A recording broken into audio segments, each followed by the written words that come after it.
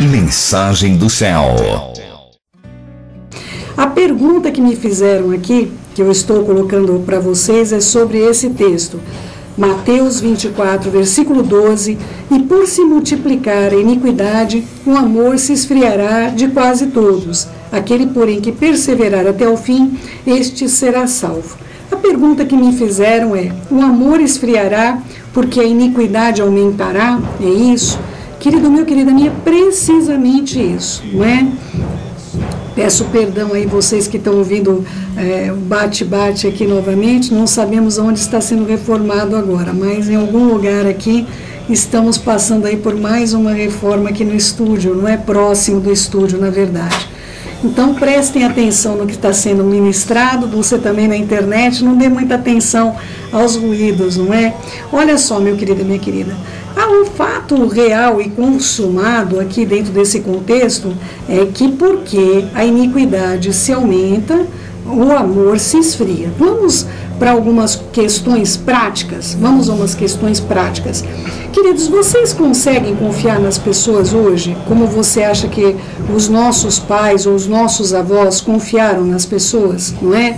Olha, queridos, o meu sogro, ele conta pra gente que quando ele era mais moço, eles tiravam um fio do bigode, e esse fio de bigode era o trato que ele estava sendo feito com relação à pessoa. A pessoa guardava esse fio de bigode e depois eram devolvido quando a palavra da pessoa tinha cumprido. Queridos, hoje em dia, eu quero perguntar a você com todo o coração, quantas pessoas você conhece que mantém a palavra com relação à sua vida, pessoas que você pode dizer, olha, eu confiaria a minha vida na mão dessa pessoa, ou eu acredito, enfim, nessa pessoa de uma tal maneira, enfim. Queridos, é importante você compreender que pela iniquidade, ter aumentado, evidentemente o nosso comportamento hoje é diferente. Vamos a outra situação? Uma minha filha, ela foi assaltada por meio de uma pessoa que estava de moto, na verdade eram duas pessoas, não é? Então, queridos, o que você acha que acontece hoje quando a minha filha ouve um motoqueiro na pizza, que está entregando lá, né?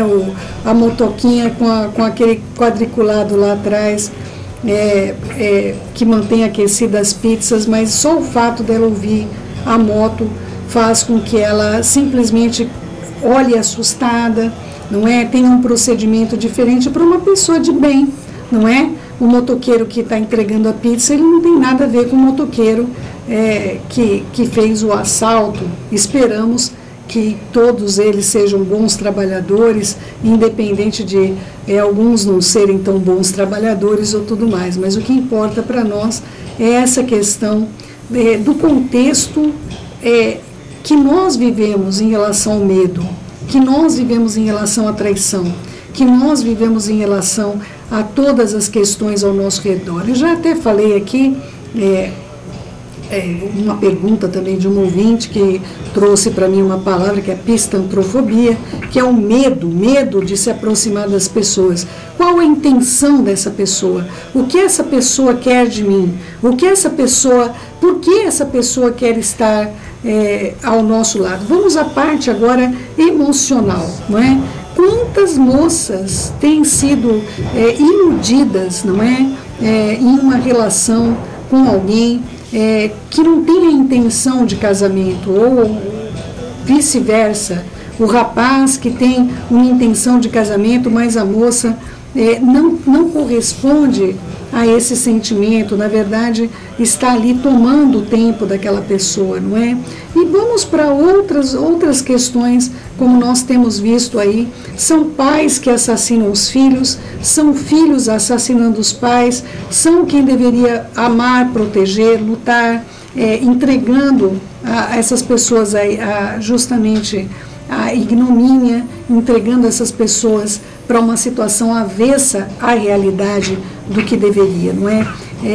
Eu gostaria muito que você compreendesse, dentro das Escrituras, o que essa palavra iniquidade significa. Essa palavra iniquidade, ela vem do grego anomo, não é? É a ausência da lei, ou seja, as pessoas se entregaram, não é, a uma degradação moral, uma degradação religiosa, uma degradação em relação à justiça e à igualdade, não é? Um comportamento ou ação perversa e maldosa.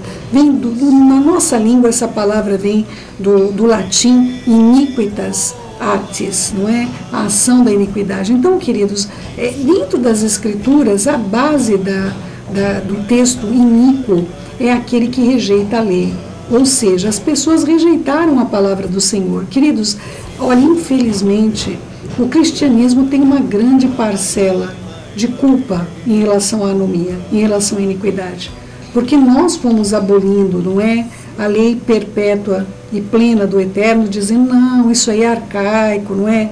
Isso daí, a lei já passou, e nós fomos dando lugar para a iniquidade, para que a iniquidade florescesse e crescesse no nosso meio, queridos. Olha só, Mateus 10, 22 utiliza o mesmo termo em relação a esse texto com que nós lemos em Mateus 24, 12. Eu vou ler novamente o texto de Mateus 24, 12. E por se multiplicar a iniquidade, o amor se esfriará de quase todos, aquele, porém, que perseverar até o fim, esse será salvo. Mateus 10, 22, sereis odiados de todos por causa do meu nome, aquele, porém, que perseverar até o fim, esse será salvo. Queridos, esses dois textos, por incrível que pareça, eles retratam o mesmo contexto, não é? Ou seja, pessoas que perseverarem em amar, elas vão ser odiadas, elas vão ser perseguidas. Elas são justamente aquela parte que é contrária. E esse amor, qual é o amor? É o amor ao Pai, ao Filho, aos mandamentos, não é? Então, por exemplo, hoje, se eu começar a pregar, falar o que as Escrituras dizem acerca do homossexualismo, eu vou ser odiada, não é? Eu vou ser tratada como uma discriminadora, não é? Se eu começar a colocar as exposições acerca do adultério, eu vou ser odiada, certamente, por aqueles que têm a prática do adultério como sendo uma prática correta. Se eu começar a falar contra o roubo, eu vou ser vista como a Caxias, não é? Aquela que quer fazer as coisas muito certinha, tem alguma coisa por trás, não é? E esse justamente é o meu chamado. Meu chamado é pregar acerca de todas as coisas que são contrárias à vontade do Pai. São contrárias. Se eu ver alguém falando de alguém ou criando uma situação maldosa, de fofoca, queridos, eu ver que aquilo está acontecendo, é meu papel mostrar para a pessoa, você está assassinando, não é? Falar mal de alguém, queridos, é assassinato, não é? Eu criar uma situação de jogar alguém contra outra pessoa é uma situação de assassinato, queridos. Biblicamente, você vai falar, céu, que exagero que você tem. Mas, meus queridos, é fato, não é? Se eu criar uma situação onde eu passo a falar mal de alguém, dentro de um contexto, queridos, um ato consumado não é falar mal, não é eu chegar aqui para vocês e falar, olha, o pai matou 4 filhos, não é? Na verdade eram 2 filhos e 2 enteados, para mim dá na mesma, não é? Estava ali dentro da casa, ele deveria ter responsabilidade filial, na verdade responsabilidade paternal, não é? Então, queridos, o que ocorre? Isso não é falar mal de uma pessoa, não é? Nós temos de compreender a diferença. A maldade está quando nós criamos situações de agressão. Nós criamos situação do dito panelinha. Brasileiro gosta disso, queridos. Brasileiro tem uma cultura de panela. Não sei porquê, não consigo entender, é um mistério, não é? Os brasileiros, eles têm esse hábito comum de criar um grupinho contra outro grupinho, não é? Então nós temos aí várias torcidas que são inimigas umas das outras, pela mesma situação que é, no caso, o futebol, ou nós temos grêmios que são contrários uns dos outros, algumas situações complexas, no meu entendimento, em relação à unidade. E nós temos isso, trazemos isso para dentro da nossa família e trazemos isso para dentro das nossas congregações. E isso não é bom, queridos, não é? Sempre vai ter alguém que você vai se identificar, mas para você se identificar com alguém, você não precisa estar contra alguém. Você entendeu isso? Não é? Olha, para você se identificar comigo, você não tem que estar contra ninguém. Tá bom, queridos? Então, vou ser mais clara possível. Para você estar bem comigo, você não precisa ter ódio dos palestinos, queridos. Eu amo os palestinos. Eu quero muito que essa guerra insana acabe em nome de Yeshua HaMashiach. Você compreende isso, meu querido e minha querida? É importante o entendimento de todas essas questões, para mim e para você. Para você ser meu amigo, você não tem de estar contra ninguém, você não tem de me mostrar que você está a favor meu e contra alguém, não é? Isso é um hábito que nós temos na cultura brasileira, mas que nós não somos parte desse mundo mais, queridos. Nós temos de fazer parte do reino do nosso Pai e da sua justiça, não é? Nós temos de ser representantes do Pai que está no céu e trazer a Mishpah, a justiça dele para a terra dos viventes. Então, assim, muitas vezes as pessoas até ficam zangadas comigo, quando eu vejo alguma situação como essa, de criar uma situação, um contexto de falar mal, eu sempre vou me levantar contra questões desse tipo, queridos, não é? Eu não admito esposas falando mal dos maridos, maridos falando mal das esposas. Eu admito sim que me traga o problema. Olha, eu estou vivendo essa situação, mas não em sentido de acusação. Não é, queridos? Nós não precisamos, para contar o que está acontecendo, acusar ninguém.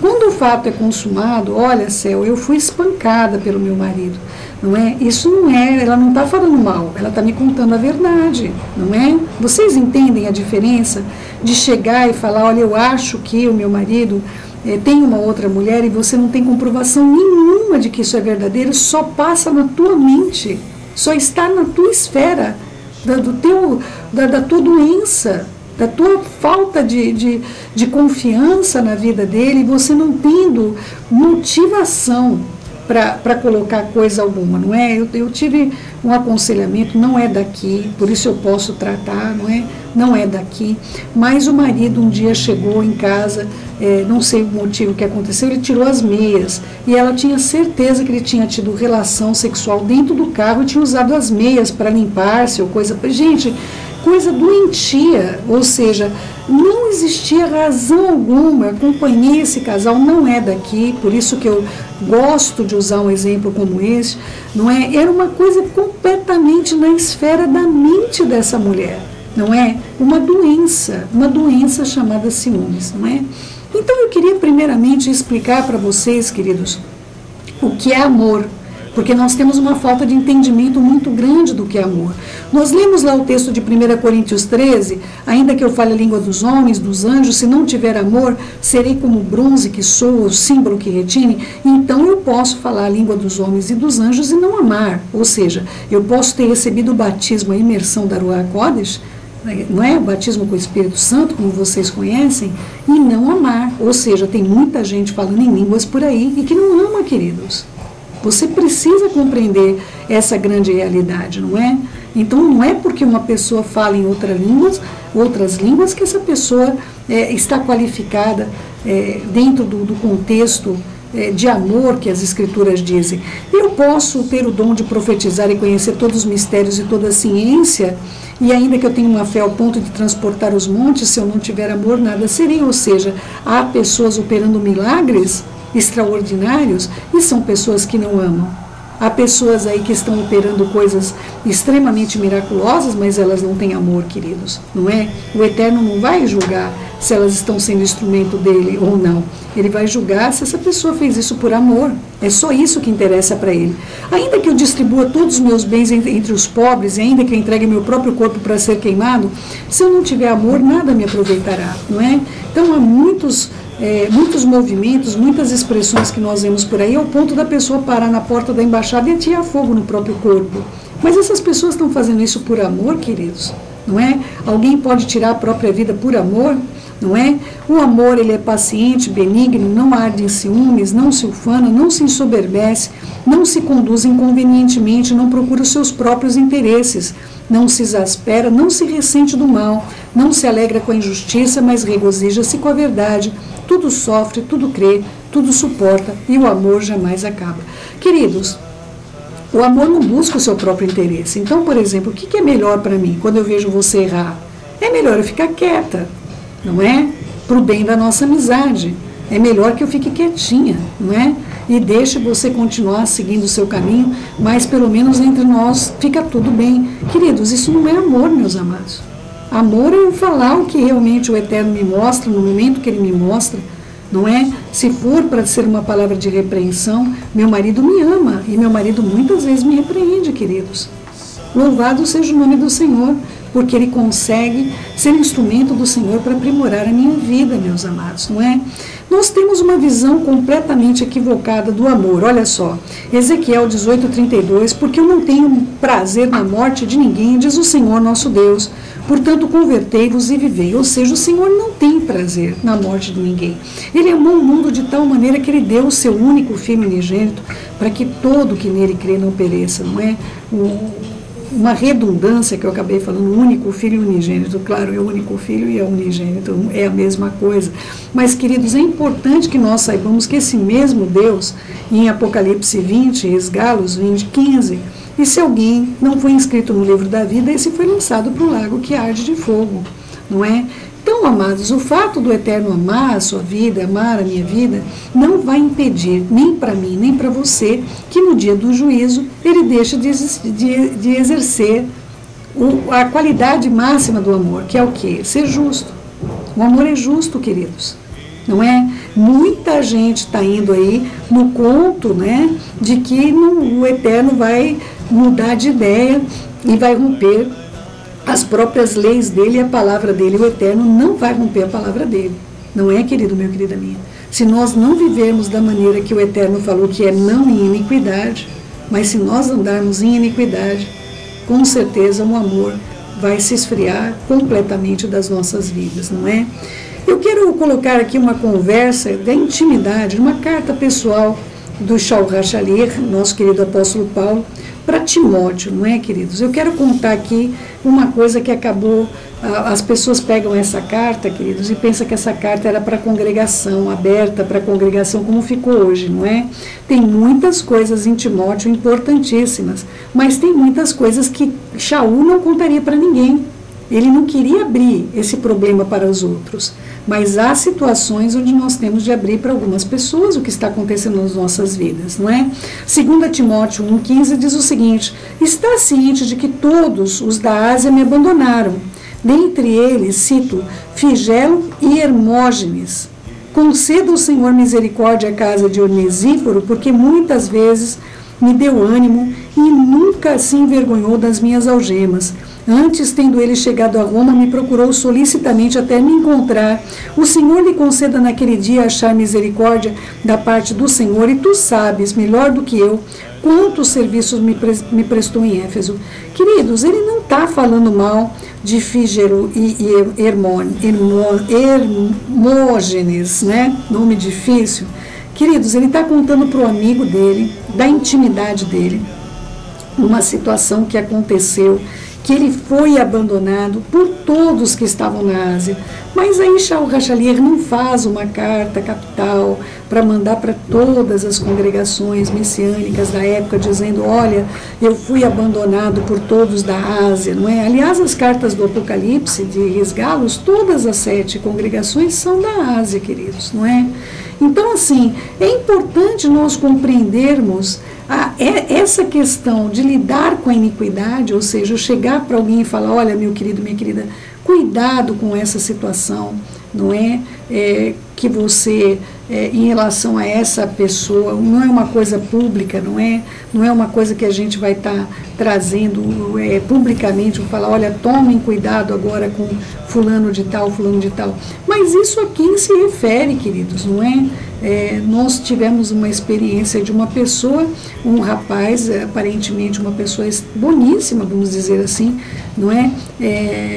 Da congregação e uma série de coisas mais, mas esse rapaz, ele infelizmente se envolvia com as moças sem nenhum compromisso, não é? Acabou trazendo muita tristeza para os nossos corações, ao ponto de que quando nós vimos uma ação dele em relação a qualquer moça, valia para nós, não é fofoca isso, não é trazer a essa pessoa, olha, ore sobre isso. Não falávamos das questões, não envolvimos nada do que foi feito, mas ore sobre isso, não é? Não vá se aproximando, abrindo o seu coraçãozinho como flor de laranjeira, sem você compreender qual é a vontade do Senhor. Isso não é fofoca, queridos, não é? Nós temos que saber lidar com a justiça em relação à justiça. Timóteo foi advertido acerca da congregação da Ásia, não é? E também de Fígelo e Hermógenes. É importante que muitas vezes dentro do nosso núcleo, ou seja, por exemplo, o projeto O Som do Céu, o ministério que tem se tornado o Som do Céu, ele tem uma liderança. E entre a nossa liderança nós temos de falar as coisas como estão acontecendo. Porém, isso não pode ser uma prática pública, queridos. Não pode ser uma prática onde as vidas são expostas publicamente. Nós não podemos e não devemos expor a vida de ninguém publicamente, não é? Esses são vieses que a iniquidade tem tomado, não é? Onde a gente vê aí a congregação pegando uma pessoa que cometeu algum pecado, vamos dizer assim, e expondo a vida dessa pessoa que foi pedir justamente um aconselhamento, o que quer que seja, e a pessoa fica lá taxada, exposta perante toda a congregação, não é, queridos? Isso é uma base fiel do que está sendo essa anomia, está sendo justamente a iniquidade que tem crescido e tem sido dessa maneira. Outro dia até me mandaram um recadinho dizendo que, não é uma crítica, viu, queridos, mas dizendo que a igreja ultimamente abortava, né, não deixava nem que seus recém-nascidos vivessem, ela estava abortando, ou seja, a pessoa começou a congregar, nem nasceu de novo ainda, antes dela nascer de novo já tinha um escândalo lá dentro da comunidade, fazendo com que a pessoa simplesmente se afastasse e não quisesse mais estar ali. Queridos, nós não podemos fazer isso. Nós temos de ser pessoas confidentes, mas nós também não podemos ser mole com ninguém, não é? Ou seja, nós vamos ver a pessoa pecando e vamos fazer de conta que nós não vimos, é isso. É isso que a gente tem de fazer? Não é isso que está escrito na palavra. Se eu amo você de verdade, eu vou te amar ao ponto de talvez perder a sua amizade, por te anunciar o que o Eterno está vendo na sua vida, não é? E eu espero mesmo de vocês. Se você vê alguma falta no meu caráter, na minha conduta, na maneira que eu... Queridos, ninguém gosta de ser repreendido. Viu, queridos? Eu não gosto. Eu gostaria de estar... Todas as provas eu gostaria de ser aprovada, não é? E não é assim, não é? Então, assim, eu glorifico o nome do Senhor. Meu marido não tem jeitinho comigo, viu, queridos? Eu tenho certeza do amor do meu marido. Mas o meu marido fala comigo, como diz o meu filho, na bucha e na lavada, seja lá o que isso quer dizer, não é? Às vezes eu penso que deve ser aquela bucha de banho, alguma coisa assim que esfrega, né, com força. Mas, queridos, eu glorifico o nome do Senhor, porque todas as vezes que meu marido me fala alguma observação, é para o meu bem, queridos. Ele viu alguma coisa, e ai de mim, se eu não tivesse uma pessoa próxima de mim, tão próxima, que me amasse tanto, ao ponto de me mostrar onde eu estou falhando. Então, amados, algumas coisas nós precisamos compreender, não é? Nós precisamos compreender que essa iniquidade do mundo está vindo para nós com poder e uma autoridade que vai esfriar o coração de todos, quase todos. Aquele, porém, que perseverar, e esse que perseverar vai ser odiado de todo mundo, porque ele é diferente, queridos.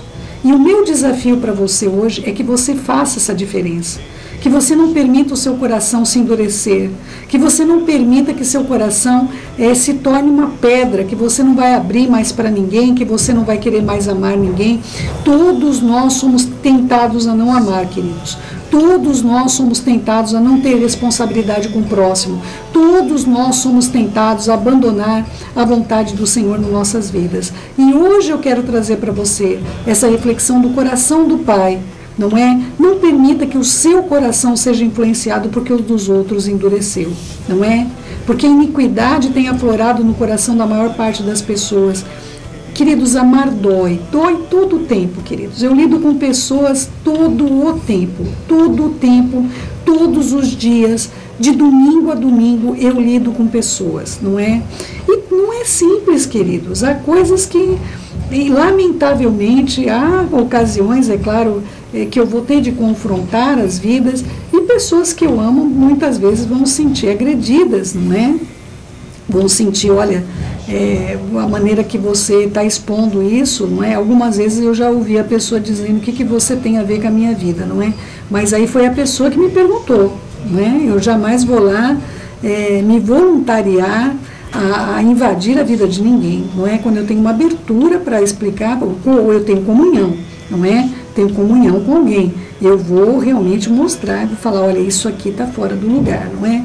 Então eu peço a você, querido meu, querida minha, não se deixe moldar por este mundo frio e iníquo, esse mundo sem lei, meus amados. Nós temos a lei, e nós, aquele que tem o mandamento e o guarda, este é o que me ama, e aquele que me ama será amado do meu Pai, eu também o amarei e me manifestarei a ele, não é?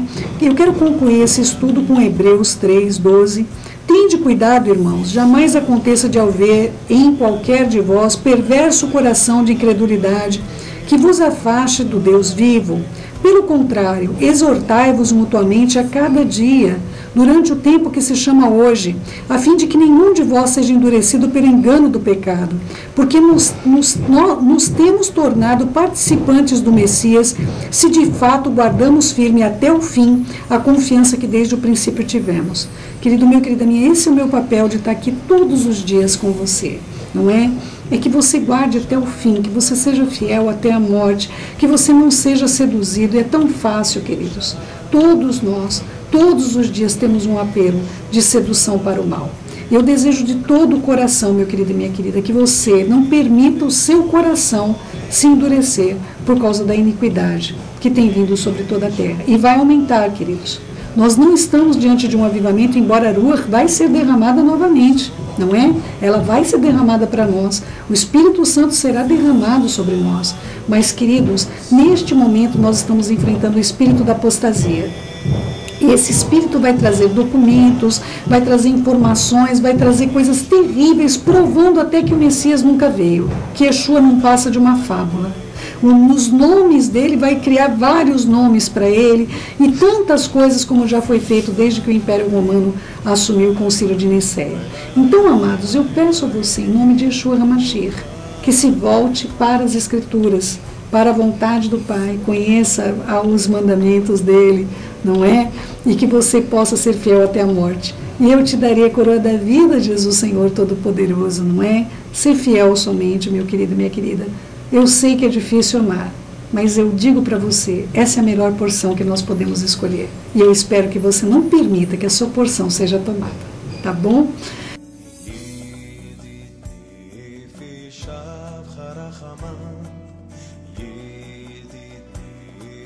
Shav Harachama